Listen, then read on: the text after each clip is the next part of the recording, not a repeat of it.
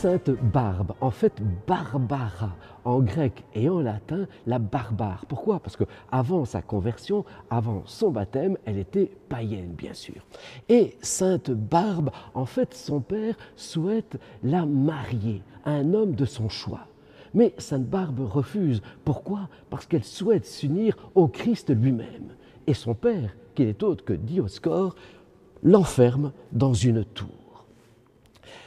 Son père accomplit plusieurs voyages, il revient et il constate que Sainte Barbe est effectivement convertie.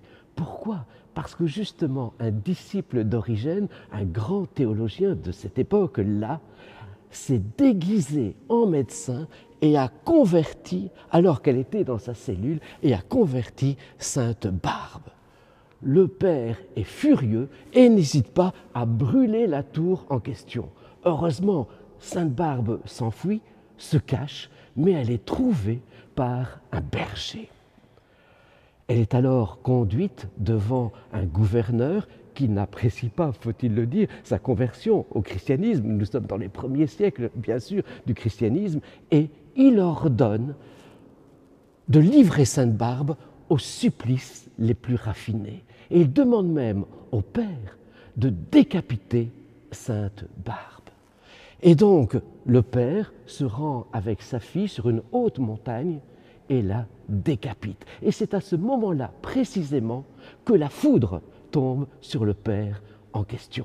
Vous voyez donc, par le fait même, les rapports, les liens entre le motif d'invocation, les motifs d'invocation d'une part, et le contexte de la mort, du martyre même de Sainte Barbe. Pourquoi?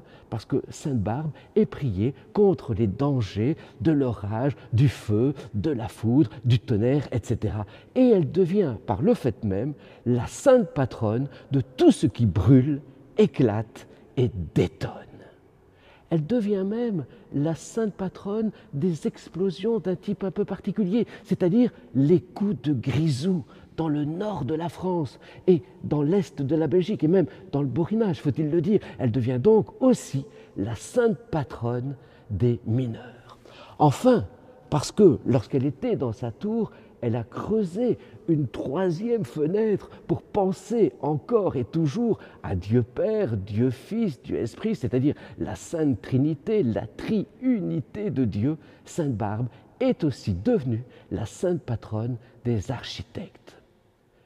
Figurez-vous que Sainte Barbe a engendré de faux saints, si vous me permettez l'expression, à savoir Sainte Barbette et Saint Barbichon.